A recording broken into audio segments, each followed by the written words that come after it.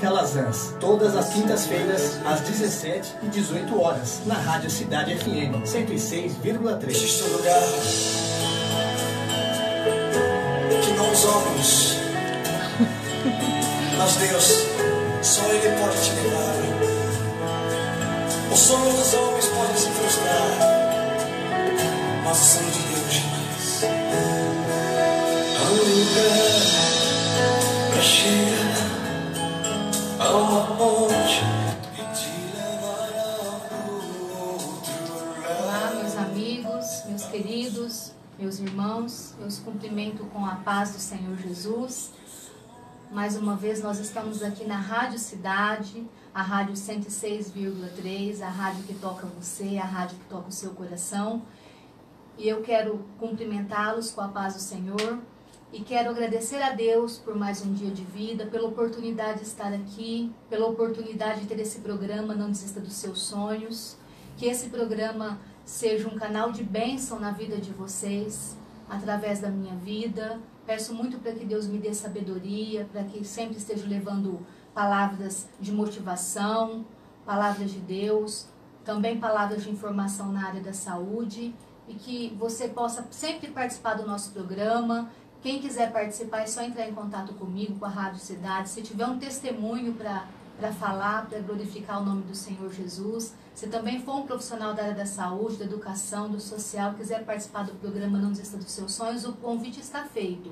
É só vocês estarem entrando em contato conosco.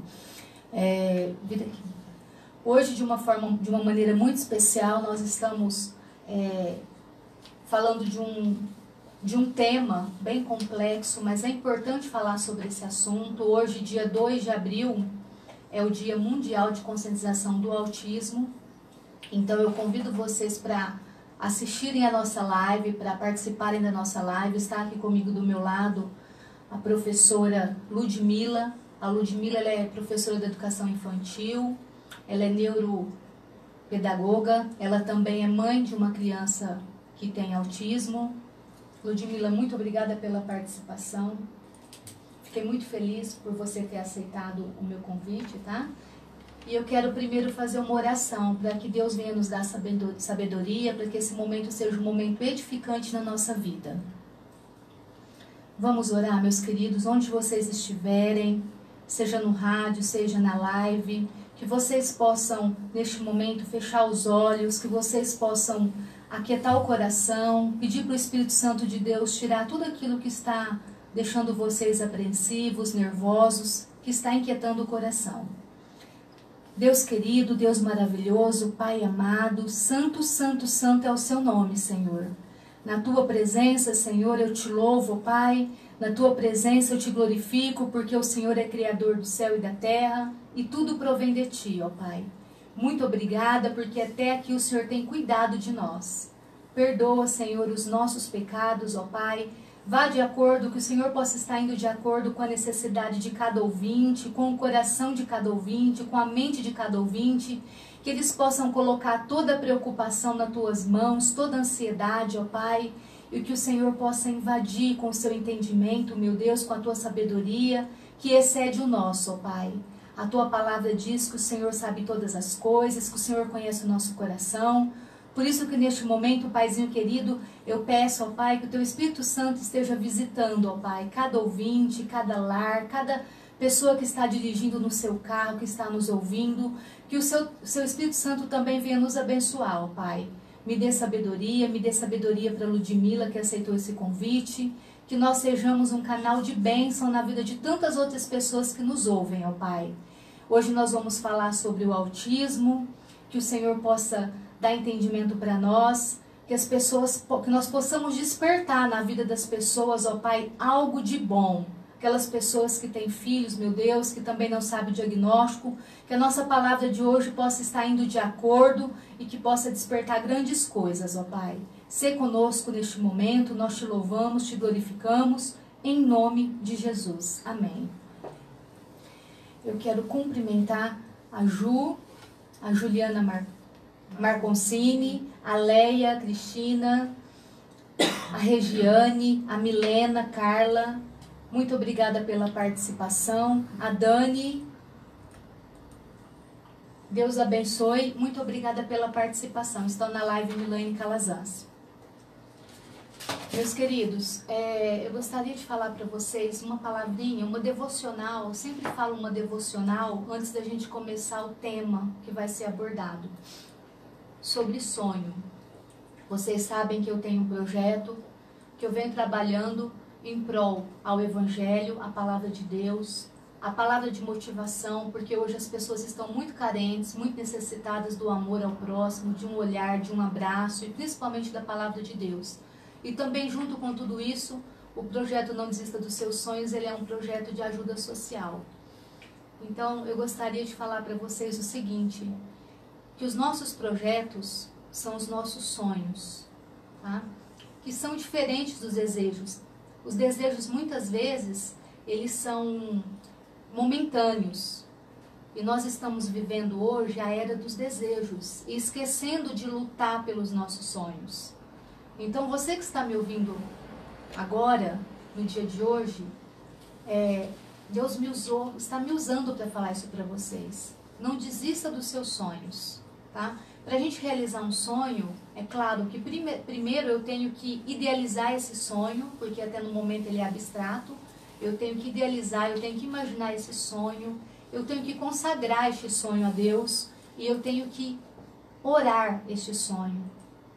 E pedir para Deus, para que se não for da vontade dele, para que ele tire esse sonho do meu coração, mas que se for da vontade do Senhor Jesus, para que ele possa abrir portas.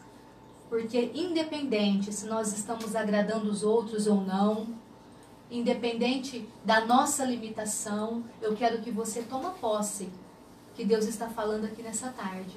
Que se o teu sonho estiver alinhado ao sonho dele, se for o sonho de Deus, vai se concretizar na tua vida. Amém?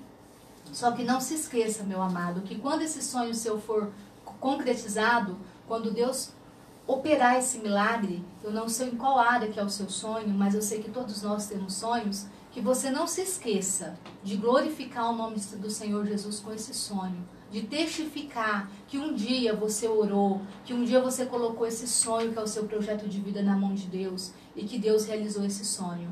Não esqueça, por favor, lembre-se de glorificar a Deus no seu sonho, porque eu tenho certeza que a sua vida vai ser abundante, que você vai ser feliz na realização desse sonho, não vai ser frustrado e que você vai ser canal de bênçãos em outras vidas, porque o nome de Jesus vai ser glorificado através da sua vida. Então não desista do seu sonho, não pare de lutar pelo seu sonho, não deixe de orar um dia sequer pelo seu sonho. Eu sei que tem dia que a gente tem vontade de desanimar, acha que nós estamos remando contra a maré, mas não desanime. Essa é a minha palavra, que você tome posse em nome de Jesus. E agora nós vamos falar do tema de hoje. Hoje é o Dia Mundial, dia 2 de abril, de conscientização do autismo. O autismo, ele não é considerado uma doença, tá? A criança que tem autismo, a gente fala de criança, né, Ludmila, mas não necessariamente apenas criança. É que geralmente o diagnóstico ele é dado nessa fase da infância. Mas o autismo ele seria definido como uma desorganização cerebral. Então vamos partir desse princípio, que o autismo ele não é uma doença, a gente tem que derrubar esse mito. O autismo ele é uma desorganização cerebral e ele tem várias características diferentes, por isso que o diagnóstico dele é tão difícil e muitas vezes nós não conseguimos. Eu falo nós porque eu sou da área da saúde, sou professora e também fisioterapeuta, então muitas vezes o diagnóstico ele é um pouco tardio, porque ele é um transtorno de espectro diferente, ou seja, ele tem desde de um transtorno de espectro grave, moderado e leve. Então a criança ela pode ter autismo e ela pode não falar, mas ela pode falar, ela pode ter demonstração de irritabilidades, de transtornos de dificuldade de convívio social, de interagir com outras pessoas, tá? Então nós temos desde o grau mais moderado a grave, que é aquela criança que não fala, ou ela fala até os 3 anos de idade e depois ela começa a ter um retardo na fala, um bloqueio e ela para de falar. Ou nós temos também o tipo de espectro autista que é considerado gênios. que eles gostam de uma habilidade, desenvolvem uma habilidade, eles são gênios em matemática, outros são na física, na química. Então, esse espectro autista é onde dá essa diferença, essa variação de sintomas e de comportamento da criança autista. Isso torna o diagnóstico muito difícil. Então, se tem alguma mãe, algum familiar de uma criança que suspeita que tem autismo, nós orientamos, na verdade, a procurar por uma equipe, não só pelo médico, mas que procure por uma equipe de profissionais para que esse diagnóstico possa ser conclusivo e o tratamento possa ser feito com sucesso. Tá? Então, o indivíduo com autismo, ele tem tipicamente dificuldade em comunicação, interação social e comportamento. E é um transtorno neuroevolutivo, desenvolvimento, que geralmente aparece antes dos 3 anos de idade. É importante, Ludmila, que eu estava lendo um artigo que fala que nos Estados Unidos o diagnóstico geralmente ele é dado antes dos 3 anos. E a gente sabe que aqui no Brasil, muitas vezes, nós desconfiamos que a criança tem alguma alteração a partir dos 3 anos e até os 7 anos, 6 anos que é fechado esse diagnóstico. Então eu te convidei hoje aqui, te agradeço porque você é mãe de uma criança. Então nada melhor do que quando a pessoa tem a experiência e o convívio no dia a dia para falar conosco.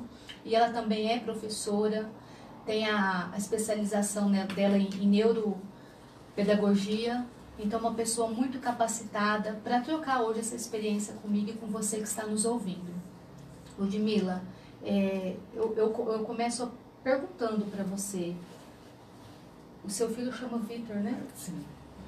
Como que você passou pela sua cabeça? Qual foi a primeira percepção? Ou se você quiser contar toda a tua história desde a gestação, para que a gente possa bater um papo, para que as pessoas que estão nos ouvindo neste momento possam entender. Depois a live também, ela continua no ar, eu não tiro, então as pessoas vão ter a live ali para assistir, tá? Mas gostaria que você compartilhasse neste momento a tua experiência em relação como mãe, primeiro como mãe e depois como professora, porque a gente sabe que essa criança tem que ter um acompanhamento na escola. Em primeiro lugar, eu queria agradecer pela oportunidade, agradecer a Deus em primeiro lugar e essa oportunidade que me foi dada. Interessante que o programa diz assim, não desista dos seus sonhos. E um dos maiores sonhos da minha vida sempre foi ser mãe. E o Senhor me proporcionou esse sonho. Eu tive uma gestação tranquila, não teve nenhuma intercorrência. E o Vitor ele nasceu de parto cesariana, 39 semanas, tudo direitinho, tudo dentro dos conformes. Ele apresentou um desenvolvimento normal, né, aparentemente, só que quando chegou ali em torno de 1 aninho, ele demorou um pouquinho para andar. Na verdade, assim, eu considerei que ele demorou um pouco para andar, porque ele andou com 1 ano e 3 meses. Só que depois, em avaliação médica, com neuro e tudo mais, ainda é considerado normal a criança andar. Atraso motor, né? Isso, porque assim, hoje em dia as crianças são muito desenvolvidas. Então é natural que eles andem mais cedo, que eles comecem a falar muito rápido, pelo mundo que a gente vive, pela nossa realidade. E o Vitor sempre foi uma criança muito tranquila. Só que ele apresentou um atraso muito grande na fala. Ele tinha 2 anos completos e ele falava pouquíssimas palavras. E aos 2 anos de idade ele não falava mamãe, ele não falava papai, ele praticamente não falava. E isso me preocupou de maneira muito grande. Porque pelo fato de eu trabalhar com crianças e trabalhar na educação infantil, então se acompanha de perto o desenvolvimento. E esse desenvolvimento da fala não chegava para ele. E isso me preocupou muito. Mediante essa preocupação, eu passei numa consulta de rotina com a pediatra e eu pedi para que ela me encaminhasse para fono. Por quê? Porque no primeiro momento eu pensei assim, ele está tendo uma dificuldade em desenvolver essa fala, ele precisa de uma ajuda profissional, então eu quero que ele passe na fono. E foi exatamente o que aconteceu. Ele foi encaminhado para passar em atendimento com a fono, ele passava 1 vez por semana. E hoje eu sei que Deus preparou tudo, porque sabia que ia me dar uma criança nessas condições, mas foi me preparando o caminho, mesmo sem eu saber. Então, assim, eu falo que esse primeiro trabalho com a fono foi um dos mais difíceis, porque a gente não sabia se ele tinha uma síndrome ou não, a gente não sabia o que ele tinha, a gente só sabia que ele tinha um atraso considerável na fala, e mesmo sem saber ao certo, nós começamos o trabalho. Então, assim, ela me orientava nas atitudes que eu deveria ter com ele, para não fazer as coisas, para não entregar para ele, para forçar ele a falar, e ela foi desenvolvendo esse trabalho. E o tempo foi passando. E aí, nesse primeiro momento que ele teve esse contato, esse trabalho com a fono, ele apresentou um pequeno desenvolvimento na fala. Só que ainda assim eu achei que não era o suficiente. Mesmo que ele estava em desenvolvimento, eu ainda assim achei que era pouco. Por você ser professora, né? Sim, porque... Contato com os alunos. Porque você, pelo fato da gente trabalhar e você ter esse contato na educação infantil, eu tinha noção que meu filho não estava no nível das outras crianças. Lógico que cada criança tem o seu tempo, cada criança tem o seu desenvolvimento de maneira individual. Mas a gente precisa pensar com muita atenção esses atrasos que eles apresentam. A gente precisa, como se diz, correr contra o tempo. Sim, importantíssimo. Aí, eu achei que ele deveria passar por uma avaliação psicológica. Deveria passar para a gente ver o que tinha de errado. Só que sobre a orientação de uma amiga minha, que já era mãe e tudo mais, que passava por alguns problemas parecidos, ela me orientou o seguinte: olha, eu acredito que em vez de você levar ele direto numa psicóloga, você deveria passar ele num neuro. E essa visão dela foi importantíssima, porque ela disse o seguinte: o neuro ele tem uma visão ampla. Ele vai te direcionar a exames, ele vai te direcionar a tratamentos e tudo mais, então você precisa. E no primeiro contato que o Vitor teve com um neuro, na verdade a médica na época ela era uma neurologista, psiquiatra, só que muito bem recomendada, porque ela tinha uma especialização fundamental na área infantil. Então ela fazia todo um tratamento com crianças, em acompanhamento e tudo mais, e ela era super bem recomendada. E aí, difícil para conseguir consulta, tudo na época, porque era da rede particular, mas aí ele passou em consulta. Só que quando ele passou em consulta, ele já estava em torno dos 3 anos de idade. E aí, quando a gente chega no primeiro contato médico, então eles iniciam do zero, né? Como foi essa gestação? Essa criança foi desejada? Essa criança foi planejada? São detalhes que muitas vezes a gente não se atenta, mas tudo isso faz a diferença, tudo isso inclui.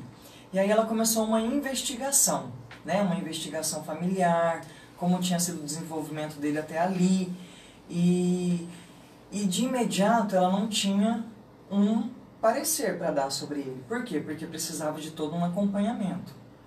Então ela disse o seguinte, que realmente ele apresentava um transtorno global do desenvolvimento. Isso, eles usam esse termo. Né? Ela usou esse termo na época, mas que ela não tinha como fechar, então a gente precisava de um acompanhamento.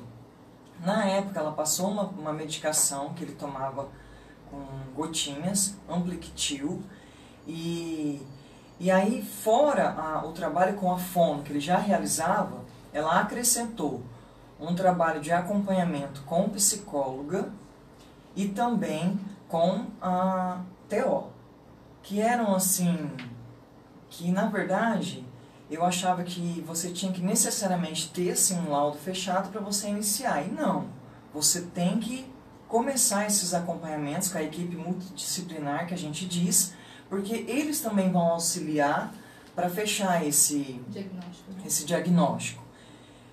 Mas eu ainda me lembro da fala da médica que ela disse o seguinte: foi importante você estar procurando ajuda médica, ajuda da fono, porque até ela usou esse termo, você não dormiu de touca, você correu atrás. Então, assim, nenhum tempo é perdido, vamos começar agora a acrescentar todo esse trabalho com ele. E foi aí que começou todo esse trabalho de investigação. Eu levei ele para todas essas sessões, deu um pouco de trabalho no início, porque ele não tinha fala toda desenvolvida, ele começou a falar palavras, depois pequenas frases, e assim, De imediato, nas consultas e nas sessões, ele apresentava uma certa resistência, né? Mas assim, até profissionais que atenderam ele no primeiro momento diziam assim, eu não tenho por hábito atender crianças tão pequenas, né? Mas nós vamos começar, nós vamos tentar fazer para ajudar. E aí foi. Só que essas, assim, não se fecham imediatamente. Por quê? Porque a criança, ela, principalmente a criança que está dentro do transtorno do espectro autista, ela não tem características fixas.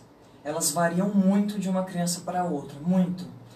Nesse primeiro contato que ele teve com a neuro, então ele estabelecia contato visual, muito. Então isso, em primeiro momento, fez com que ela exatamente descartasse o autismo. Por quê? Porque ele estabelecia um contato muito bom, ele não se demonstrava tão arredio a algumas situações que era proposta para ele. Então, de imediato, ela descartou. Isso me causou um certo alívio, mas também uma certa preocupação. Porque se descartou o autismo, mas o que seria então? Né? Em relação ao contato com outras crianças? Ele sempre foi uma criança que, por exemplo, na fase da educação infantil ali de creche, ele mantinha um contato muito mais com a professora e os cuidadores da sala de aula, com os adultos que conviviam com ele, do que com as próprias crianças. Então, assim, ele passava muito tempo alheio às atividades que eram realizadas. Então, até assim, fotos de portfólio, você vê as crianças todas, eu tenho esses registros, as crianças todas focadas na atividade e ele não. Ele em atenção numa outra coisa. Eu me lembro muito bem de uma foto que foi um registro de uma atividade que eles estavam estudando a Semana do Trânsito, todas as crianças focadas na atividade, e lá na foto aparece ele disperso, mexendo num detalhezinho da plaquinha de trânsito. Então, assim, ele já apresentava alguns sinais, né? Só que nada muito concreto para se fechar esse laudo. E ele continuou fazendo as sessões, acompanhamento com a neuro, tudo direitinho. Só que no meio desse início de tratamento do Vitor, o que aconteceu? A gente teve um problema muito sério na família. Porque o meu esposo, ele adoeceu. E ele recebeu, no meio disso tudo, ele recebeu um diagnóstico de câncer, num estágio muito avançado, e isso nos pegou totalmente de surpresa. Então, assim, então chegou um determinado momento em que eu precisei me voltar mais para o meu esposo, pela situação que a gente estava vivendo, do que necessariamente para o Vitor. O Vitor continuou tendo a vida dele, a vida escolar, as sessões, os acompanhamentos, mas tudo ficou mais focado no problema que a gente estava vivendo do câncer dentro de casa. Então, assim, olhando para trás hoje, foi uma das piores fases da vida do Vitor, a vida escolar dele. Foi muito difícil. Eu me lembro que um dia eu deixei ele na escolinha, me despedi dele, ele ficou na escolinha, só que eu voltei para casa e na época meu esposo foi internado no hospital em Barretos e lá nós ficamos aproximadamente uns 15 dias. Então, assim, a gente nunca tinha ficado separado. A gente ficou separado nesse momento por causa da doença do pai dele, né? E ele deu muito trabalho na escola. Ele se recusava todo o tempo a ficar dentro da sala de aula, ele não queria ficar. As pessoas que ficaram responsáveis por ele na minha ausência, que foi minha irmã, minha mãe, assim, tiveram um pouco de dificuldade, porque na escola ele deu muito trabalho. Na escola, assim, é onde ele demonstrava mais. Ele não conseguia, assim, demonstrar em palavras tudo que ele estava sofrendo, mas ele demonstrava em atitude, em recusa. Então, assim, foi muito difícil. Enfim, quando ele, aos 5 anos de idade, meu esposo veio a falecer. O Vitor tinha 5 anos, então ele perdeu o pai nessa fase. E isso, eu confesso, assim, que por mais que a gente tenha fé em Deus, a gente acredita em Deus e que tudo é permissão de Deus, a vida quem dá é o Senhor, quem tira é o Senhor, mas nesse momento eu fiquei um pouco abalada, me desestruturou um pouco. A perda, a agressividade da doença, porque quem passou e quem passa sabe do que eu estou falando, é algo terrível. Então, assim, eu me lembro que o Vitor chegou, inclusive, para fazer uma sessão com a psicóloga. E ele se recusou a entrar. E isso não era comum acontecer. E aí ele se recusou a entrar. E quem tinha levado ele nessa sessão era a minha cunhada. E aí a psicóloga perguntou, mas aconteceu algo diferente? E aí minha cunhada relatou, olha, ele perdeu o pai estava em tratamento, o pai faleceu. Aí eu me lembro que a psicóloga não atendeu ele nesse dia. Falou, olha, eu vou te pedir um favor, leva o Vitor embora e tal. E eu preciso falar com a mãe do Vitor. Eu não vou continuar as sessões, eu preciso falar com ela. Aí eu fui conversar com a psicóloga e ela me disse o seguinte, mãe, eu preciso que você me passe exatamente como que vocês passaram a questão da morte para ele. Eu preciso que vocês me falem isso. Porque isso também, assim, eu estou dizendo não só como experiência, mas que de aprendizado. Porque a criança do espectro autista, eles têm essa... Para nós, seres humanos considerados normais, é difícil lidar com a morte, com o nunca mais. Para uma criança que está dentro do espectro autista, que tem que ser tudo exato, detalhado, organizado, isso se torna muito mais complexo. Só que, para honra e glória do Senhor, a gente tinha tido atitudes certas com ele para passar a questão da morte. Então nós explicamos, o papai estava doente, você sabia, né? O papai estava doente e o papai morreu. Ele foi morar no céu com Deus e a gente nunca mais vai voltar a ver o papai. E eu me lembro que no dia do velório, a gente levou ele para ver, mas ele não quis se aproximar muito, nós respeitamos. Eu não sei se ele entendeu aquilo tudo, mas eu já levei no intuito de tentar mostrar e concretizar tudo aquilo que a gente estava passando. E a psicóloga até avaliou de maneira positiva a maneira que havia sido passada a morte para ele, e ela me deixou bem claro o seguinte, você nunca vai alimentar a esperança de que o pai dele vai voltar, porque a gente precisa ser um pouco realista com a criança, e a gente tem que tratar tudo com exatidão. Então, sempre quando ele perguntava, porque ele perguntava muitas vezes, a gente tinha que repetir toda a história. O papai estava doente, o papai morreu e foi morar com Deus. Só que aí, nesse período, ele com 5 anos de idade, ele frequentando a salinha do pré-2, ele representou muito trabalho na escola, muito, não rendia, não queria parar na sala de aula. E aí a escola me chamou.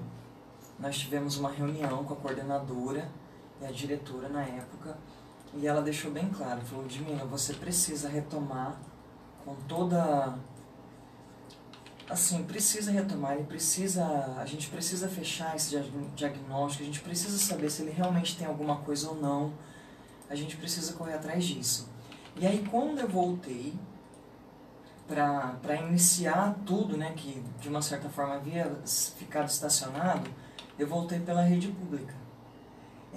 Eu procurei a Secretaria de Saúde da cidade, pedi um encaminhamento, eu procurei o pediatra, a pediatra pediu esse encaminhamento para um neuro, né, na rede pública, eu procurei a Secretaria da Saúde para tentar esse agendamento, para ver se ele conseguia esse agendamento, e eu achei que ele fosse ser encaminhado para São José do Rio Preto. Só que, graças a Deus, ele foi encaminhado para o AME de Votuporanga, porque lá existem 2 especialistas na área de neurologia infantil, e elas atendem esses casos da região toda. E o Vitor passou nessa primeira consulta lá, e eu contei tudo que havia sido relatado até ali. Ele estava em sequência no tratamento, ele continuou esses tratamentos, mesmo sem ter esse laudo fechado, das terapias e tudo mais. E ela pediu alguns exames, que até então ele não tinha sido submetido a esses exames mais específicos. No primeiro momento, ele fez exames até de audição, para ver se ele ouvia direitinho, para ver se era isso que estava causando um atraso na fala. Então, assim, aí ele fez ressonância, ele fez eletrocefalograma, ele fez todos esses exames, que é comum a neuro pedir. Até para descartar outras hipóteses, no caso. Exatamente. E os exames, eles deram todos normais. Então é um grande desafio para a medicina também. Sim, Os sim. exames deram todos normais. Só que aí a gente ficou mais um tempo, ele permanecendo em sessões com a equipe multidisciplinar, com a fono, TO e psicóloga. Também os relatórios da escola também ajudou muito, comportamento em sala de aula, tudo. Eu sei que ele estava com 6 anos completos quando a neuro conseguiu fechar o diagnóstico. Então ela fechou realmente o diagnóstico como autismo e ela classificou como nível moderado, porque ele tem muito os movimentos estereotipados, que a gente fala, os movimentos repetitivos. E os movimentos estão sempre relacionados a alguma coisa. As emoções, dele estar muito alegre, dele estar muito ansioso, ou até mesmo dele estar processando informações, que depois eu fui entender essa parte também. E que tipo de movimentos? Ele mexe bastante os braços, muito as mãos, e ele corre também de um lado para o outro, dependendo do que estiver ali envolvendo ele no momento, né? E isso é muito evidente nele, é muito comum. Então, exatamente por isso, ele foi classificado no nível moderado. Porque pela medicina hoje, eles classificam em leve, moderado e grave, que são casos um pouquinho mais sérios, onde eles não conseguem falar.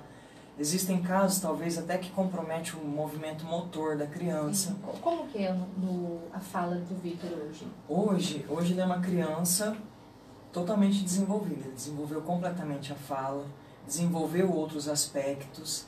E a parte motora? A parte motora também é algo assim, que ele desenvolveu bastante. Ele tem uma letra bonita, que até assim, não é algo muito comum nas crianças que têm o transtorno do espectro autista. Geralmente eles apresentam uma dificuldade motora. Só que ele tem uma certa facilidade. Principalmente a motora fina, né? Sim. Então assim, hoje, graças a Deus, em primeiro lugar, que me direcionou e direcionou todo o tratamento, as pessoas certas, hoje ele apresentou um desenvolvimento muito grande. Então quem conheceu o Vitor lá, aos 2 anos, 3 anos, e vê o Vitor hoje aos 9 anos de idade, às vezes assim, fica bem admirado do desenvolvimento que ele teve. É lógico que é sempre uma luta diária, né? Eu me lembro até, eu estava conversando isso com a Milane um pouquinho antes de começar, uma frase da médica assim, que me gravou muito, que ela disse, é uma desorganização no cérebro. Então assim, eles aprendem, eles são capazes, são muito capazes, só que eles não aprendem dentro dos padrões normais que a gente considera. Sim. Então isso é muito importante, porque ele precisa de todo um acompanhamento, ele precisa de maneiras e de estratégias para ele aprender, porque ele tem capacidade, só que é necessário todo um trabalho para ele conseguir chegar aonde ele tem potencial para chegar. Então hoje ele desenvolveu a fala, o diálogo, ele interage muito bem, ele tem as amizades dele, amizades da escola, amizades da igreja onde a gente congrega. Então assim, ele tem lá o melhor amigo que vai em casa, que ele vai na casa do melhor amigo, que posa em casa, ele posa na casa do amigo. Então assim, recebe ordens. Importante também, porque não é porque ele tem a síndrome que ele não tem que ser cobrado. Ele tem que ser cobrado como uma criança normal, com regras, limites, imposições e até castigo, se for necessário. Por quê? Porque a gente, eu entendo, porque a gente como mãe, a gente tem o ímpeto de querer proteger e a gente muitas vezes não quer ser muito dura, não quer ser muito firme, mas é necessário. É necessário. Ô Lu, e você percebeu que, como você falou, ele tem os movimentos estereotipados quando ele está ansioso, nervoso, né, que são os movimentos repetitivos. E você percebeu no que o Vitor tem a empatia que deixa ele feliz? Assim, ele é uma criança assim, ele gosta dessa, apesar de ele estar dentro do transtorno, ele gosta da interação. Então, assim, ele gosta do que as outras crianças gostam. Ele Mas gosta... é porque isso foi muito bem trabalhado com ele, né? Sim. Às vezes eu falo, mas do que ele gosta? Ele gosta do que as crianças gostam. Ele tem os seus desenhos preferidos. Ele gosta de mexer no celular, gosta de joguinhos, gosta. Mas hoje isso tem sido... Eu tenho tentado de uma maneira mais severa controlar esse tempo, porque ele tem muitas atividades e isso não pode prejudicar o tempo que ele passa nas terapias. Então, assim, ele gosta de passeios, piscina. Tem algum animal que ele prefere? Sim, a gente tem uma gatinha em casa, que é dele. Ele tem um afeto, um carinho muito grande. Eu tentei o cachorro, né, mas não deu muito certo. Então eu tive que trocar o bichinho de estimação. Hoje nós temos uma gatinha. Ele tinha até um peixinho até esses dias, mas o peixinho morreu. Até ele tá me cobrando que ele quer um outro peixinho. Então, assim, é uma criança normal. Lógico que ele tem as suas limitações, Sim. Ele tem. Eu não posso ser, né? Eu sou mãe, mas eu tenho que falar a realidade. Mas ele é uma criança normal. E esses momentos de irritação é muitas vezes ou é assim, normal? Não é uma coisa tão frequente? Não, é bem comum. É bem comum, faz parte, comum. né? Faz parte. É bem comum. Ele faz uso de medicação controlada. Eu sei que toda mãe, ela não quer que seu filho faça uso de medicação, muito menos uma medicação controlada, Sim. né? Mas, assim, faz parte do tratamento. Com certeza. Né? Eu sendo cristã, eu acreditando em Deus, mas mesmo assim, eu sou muito criticada às vezes até por essa questão da medicação, por familiares e tudo mais, mas se faz necessário. Por quê? Porque a minha realidade em sala de aula ela também contribui um pouco para essa visão. Porque a gente sabe que a criança por si só, muitas vezes ela não consegue. É necessário a medicação. E as mães apresentam uma resistência muito grande. Né? Eu sei de mães que, não por questão do autismo, mas algum outro fator, que recebe essa orientação médica da medicação, de ter que fazer o uso, e a mãe resiste. Sim. E Ela a criança resiste. fica uma criança agressiva, não Sim. interage, não aprende. Apresenta assim algumas coisas que desfavorecem o desenvolvimento Sim. da criança. Ludmila, é muito importante, eu quero te parabenizar como mãe. Eu falo assim, a tua persistência em busca do diagnóstico. E olha que você foi persistente, mesmo tendo ocorrido a intercorrência no caso, uma bem grave que foi a morte do teu marido, uma morte precoce por uma doença tão triste que é o câncer. Você falou que você o Vitor deixou de ser o foco no momento, mas você não abandonou nenhum dos tratamentos dele. Então isso é muito importante, ele permaneceu. Porque eu, como fisioterapeuta, em contato que eu tenho com algumas mães, então, assim, é muito complicada essa questão do preconceito. Eu confesso que, às vezes, eu até, assim, vejo uma criança, avalio, fico com aquela pulguinha atrás da orelha, que eu falo, nossa, essa criança, ela apresenta uma das características, ou até 2 ou 3 características. Só que é muito complicado falar para a mãe. Porque aquela mãe muitas vezes já passou por um médico e ela chegou até a fisioterapia com um diagnóstico totalmente diferente de um diagnóstico de um transtorno de espectro autista. Então é muito difícil. Eu me lembro uma vez que eu falei para a mãe, falei, olha, o seu filho, ele apresenta algumas características, como a sua amiga falou, eu falei, leva para um neuro. A mãe foi agressiva comigo e no momento não entendeu.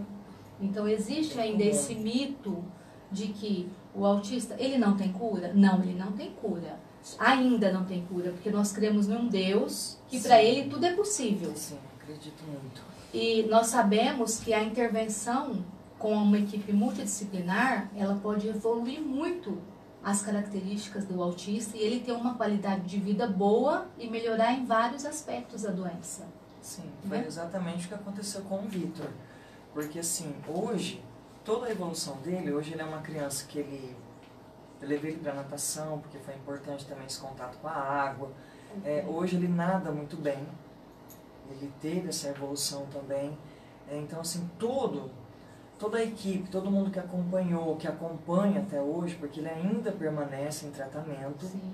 Ele faz as terapias até hoje. Ele frequenta o Kumon, ele faz 2 disciplinas no Kumon para auxiliar a aprendizagem dele. Ele frequenta a sala de recursos oferecida pela escola 2 vezes por semana. O interessante é que na sala de recursos, O tempo que ele permanece na sala de recursos, permanece ele e a professora. Então, assim, e a sala de recursos, se diz sala de recursos porque ela é dotada de recursos diferentes para estar proporcionando essa aprendizagem para a criança. Então, assim, todas as terapias, tudo que foi proporcionado a ele, contribuiu de maneira significativa para o desenvolvimento dele. Porque mesmo sem a gente ter o diagnóstico fechado ao certo, ele sempre manteve nessas terapias, desde os 2 anos de idade. Então, assim, todo esse sacrifício, ele não é em vão. Não, de jeito nenhum. Eu sei que para a mãe que leva o filho, sabe o quanto é cansativo, o quanto é exaustivo, mas é necessário. Hoje eu conversei com uma mãe, ela foi mãe bem nova, mas hoje ela já é mais experiente, tem os seus 45 anos. Enfim, quando o primeiro filho dela teve a doença, você imagina, há alguns anos atrás, ele foi tratado como esquizofrenia. E ela me contou a história hoje chorando. Ela é de Cacilândia. Ela falou: Milane, eu saí de Cacilândia cedo, eu ficava o dia inteiro em Rio Preto, eu fazia isso uma vez por semana. E era uma equipe multidisciplinar que tratava, que avaliava ele. E eu fui ter o diagnóstico com 7 anos. Até 7 anos meu filho foi tratado como esquizofrenia. E todo o medicamento, ela falou, ele ficava lento, ele ficava dormindo. Ela falou, isso contribuiu para retardar o desenvolvimento dele. Então, hoje, graças a Deus, e eu falo assim, a participação da escola, que hoje nós temos professores no município, na escola particular, que são capacitados para ajudar nesse tipo de transtorno, porque eu volto a falar, esse mito tem que deixar de existir, que autismo não é uma doença, é um transtorno, é um cérebro desorganizado, eles enxergam as coisas diferente de uma pessoa que não tem o espectro autista, e são crianças especiais, que enxergam as coisas diferente de nós. Por isso que a logo deles é um quebra-cabeça, é tudo muito colorido, porque é da maneira que eles enxergam as coisas. Então, um dos preconceitos que tem que deixar de existir é que o autismo é uma doença, e outro preconceito também, que é um mito, que nenhum tipo de vacina pode causar o autismo. Até uns anos atrás, tinham mães que não vacinavam seus filhos contra o sarampo, porque acreditavam que o vírus ficava incubado e aquilo poderia desenvolver o transtorno de espectro autista. Então, gente, isso já caiu por terra, foram feitas outras pesquisas, não existe relação nenhuma de vacina com o autismo. O que nós sabemos é que a vacina, ela salva milhões de pessoas, são anticorpos que levam a imunidade para os nossos filhos e nós temos que viver a era dessa imunidade. Não sei se você já tinha ouvido falar essa relação. Sim, já ouvi falar a respeito disso, das vacinas, só que até eu coloquei isso para a médica em consulta, né? E a médica que acompanha meu filho, a neuropediatra dele, disse o seguinte, que isso se dá na formação do feto. Perfeito. É na formação do feto, porque eu me lembro de uma pergunta que eu fiz para ela. Eu disse o seguinte, mas o que eu fiz de errado na gestação? Aonde foi que eu errei? O que foi que causou? Porque eu me senti culpada muitas vezes, né? E ela disse para mim o seguinte, não é culpa de ninguém. Isso se dá na formação do feto. Então se deu na formação ali. Não é culpa sua, não foi uma conduta errada, não tem nada a ver esse tipo de coisa, esse tipo de pensamento. Então, assim, é um grande desafio para a medicina? Ainda é. Ainda é. Só que, assim, quem vive a suspeita, quem vive o diagnóstico fechado, não tem que se desesperar. A gente tem que lutar e buscar tudo que for necessário para o desenvolvimento deles. Sim. E fazer o que for necessário.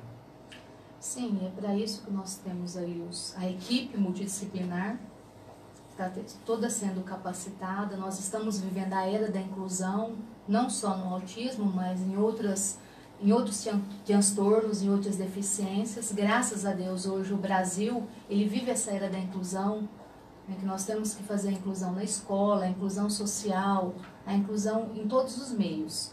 E nós temos hoje uma senadora, que é a Mara Gabrilli, e que ela tem uma deficiência, né, ela é paraplégica, e ela tem lutado muito por esses projetos de lei, por essas leis, para nos auxiliar, para nos ajudar. Então, hoje já existem as leis que garantem a vaga do estacionamento. A gente sabe que isso daí é muito bom para uma mãe, porque no caso, igual você falou, não, Milene, o Vitor hoje, ele não tem nenhum déficit motor, mas tem crianças autistas que apresentam déficit motor, que não desenvolveram as habilidades motoras na data certa, ou até que desenvolveram, mas de forma ineficiente. E assim como nós temos também outros transtornos motores e psíquicos, é claro, né? Mas aqui eu gostaria de falar que, felizmente, nós já podemos contar com uma avançada legislação sobre o tema, que é a Lei 12764 de 2012, conhecida como Lei Berenice Piana. Ela instituiu a Política Nacional de Proteção dos Direitos das Pessoas com Transtornos de Espectro do Autismo.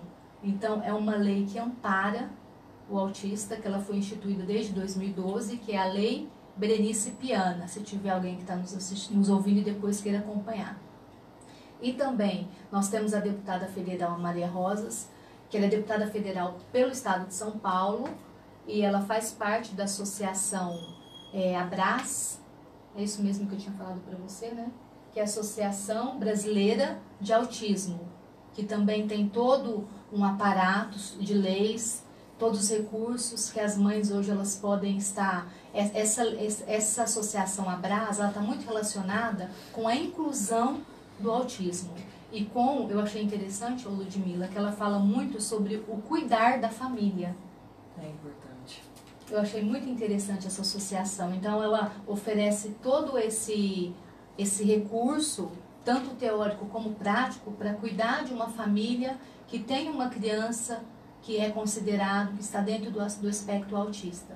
Porque muitas vezes a família ela não tem condições financeiras, ela não tem condições culturais e nem de informações. Que nem no caso o Vitor, ele foi uma criança privilegiada, porque ele nasceu num lar cristão, onde a mãe é uma profissional da área da educação, não é uma pessoa leiga, e a mãe pesquisou, a mãe foi atrás, a mãe correu. Mas isso é uma criança, infelizmente, ela não está no meio que favorece esses recursos. Então, essa associação, ela está favorecendo nesse sentido. Se vocês depois tiverem o interesse, entrem no Google, façam essa pesquisa para saber certinho onde que essa lei nos ampara. Tá? E também, eu como fisioterapeuta, nosso tempo está passando 10 minutos. Eu gostaria de falar que na clínica de fisioterapia nós temos o atendimento de terça e quinta. A minha área é sobre, na verdade, a minha especialização é amputados e pediatria na creche, mas nós temos o atendimento de algumas crianças autistas, porque aparecem ali, eu não tenho coragem, né, Fabiana, de falar que nós não vamos atender, né?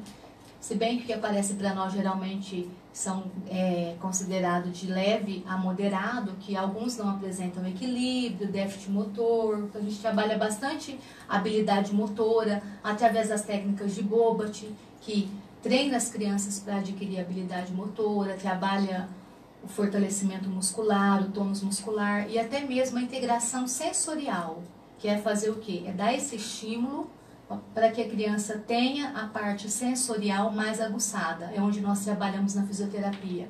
Com muitas cores, com brinquedos lúdicos, com tapetes coloridos, com bolas coloridas, com a parte de coordenação motora fina, coordenação motora grossa. Na verdade, a fisioterapia ela é bem ampla dentro do tratamento de intervenção para autismo. E também a área da medicina é bem ampla, não só em questão do diagnóstico, mas como uma equipe multidisciplinar para oferecer tratamento. É tudo muito amplo e eu considero, Lu, que também é tudo muito novo. Sim. Está sendo tudo muito estudado ainda.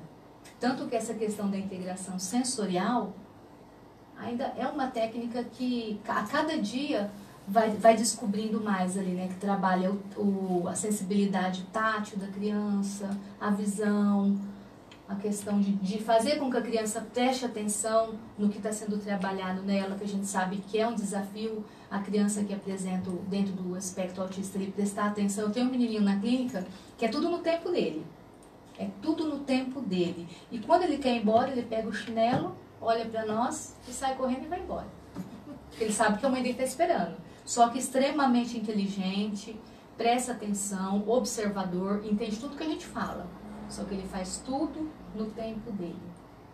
E em contrapartida, nós já tivemos crianças que têm as características, que é considerado autista, que chegavam até a bater nas meninas estagiárias da fisioterapia, a morder, porque eles estavam irritados naquele momento e não era o momento determinado de fazer a fisioterapia. E elas estavam forçando, na verdade, um determinado exercício. Como eles têm essa dificuldade no diálogo, na interação, é uma maneira deles dizerem que não querem, que não estão bem para realizar aquilo, a criança se torna agressiva.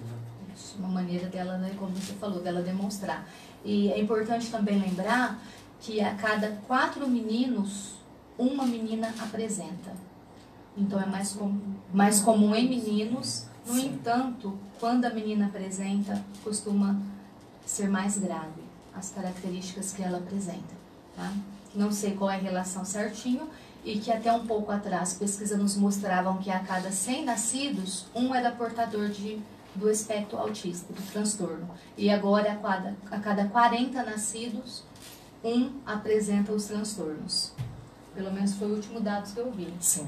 E a criança que infelizmente não pode ter todos esses tratamentos, essas atividades, quanto mais ela ficar num ambiente dentro de casa, só naquele ambiente, mais se agrava.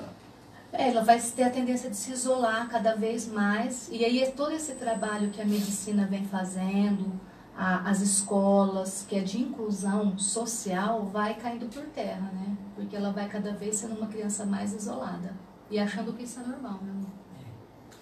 Mas, assim, lembrando que todo esse trabalho, essa equipe multidisciplinar, tudo isso é disponibilizado pelo SUS, né? Então, assim, por isso é importante a família se atentar, a família investigar, fechando-se um laudo, continuar essas terapias, porque tudo vai contribuir para um bom desenvolvimento da criança. Eles são capazes, eles precisam ser estimulados, né? Independente, assim, que seja um nível leve, um moderado, como é o do meu filho, ou até mesmo um nível grave. Mas nós temos relatos, eu faço parte de um grupo no Facebook, então, assim, existem muitos progressos que as crianças conseguiram alcançar, de jovens que hoje estão na faculdade, que ingressaram no ensino superior e venceram essas barreiras. Sim, tem alguns que fizeram até medicina. É importante a gente colocar que, assim, nós, enquanto família, nós precisamos acreditar e ter essa esperança, né? Até porque a gente acredita muito em Deus, e para Deus não há impossível, não há barreira. Então a gente precisa vencer. O próprio Deus vai nos mostrando esses caminhos, né, quando a gente acredita. Exatamente. Lu, tem aqui Elis falando assim, que parabéns pela entrevista e por ser essa mãe guerreira. Eu que agradeço. A Juliana Gonçalves, é um menino maravilhoso, Vitor, com uma mãe guerreira e abençoada. O Marquinhos fala que o melhor amigo dele aqui em Santa Fé do Sul era uma pessoa autista, que era o Paulo. Ele colocou lá, Ludmila Rocha.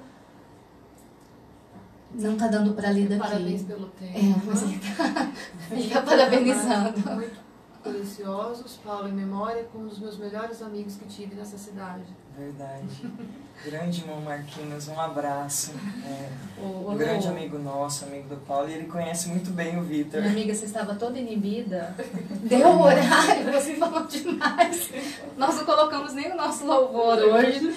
E, foi ótimo. Bom, você está sempre convidada a voltar aqui como professora. O dia que você quiser contribuir, fica sempre à vontade. Foi muito bom, um momento muito abençoado. Eu vou fazer o sorteio, que hoje nós vamos presentear com um DVD da Gabriela Rocha, Até Transbordar. É um DVD maravilhoso, muito edificante.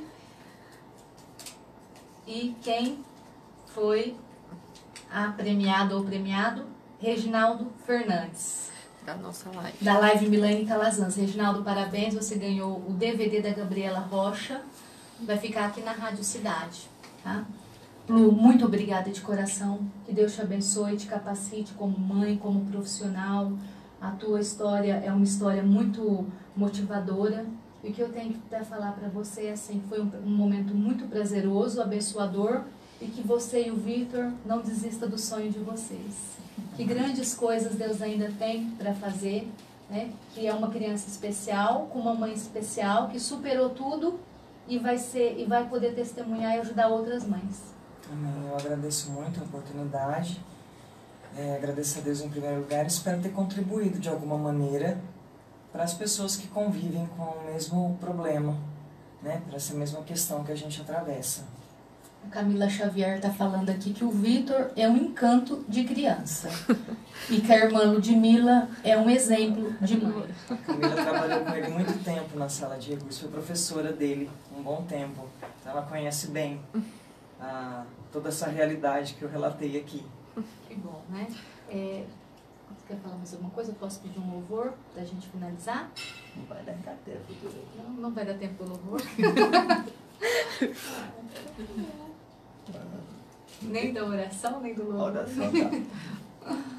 Oração pode fazer. Posso fazer? A Lu vai fazer uma oração para nós. Senhor, nós te agradecemos por este momento.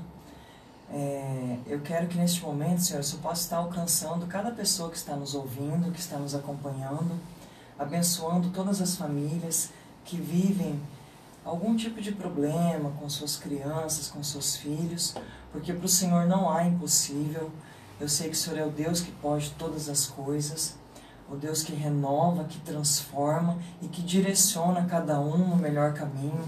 Que o Senhor venha estar abençoando este programa, abençoando as vidas das pessoas que acompanham, que a sua palavra possa alcançar verdadeiramente as pessoas que necessitam ouvir e fortalecer e receber do Senhor, porque no Senhor nós temos esperança, porque por mais que os nossos dias sejam difíceis, nós acreditamos num Deus que cuida de cada um de nós, e que Deus que nos ama infinitamente, e que tem todo um cuidado pelas nossas vidas. Que o Senhor venha sempre ser exaltado através da vida de cada um, que o Senhor continue nos fortalecendo e nos abençoando. Nós pedimos e acreditamos que Deus é o fiel para cumprir sobre cada um de nós. Amém.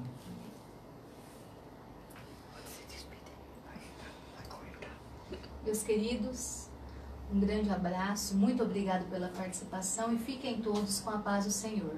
Até quinta-feira, com a graça de Deus. Um grande beijo para vocês.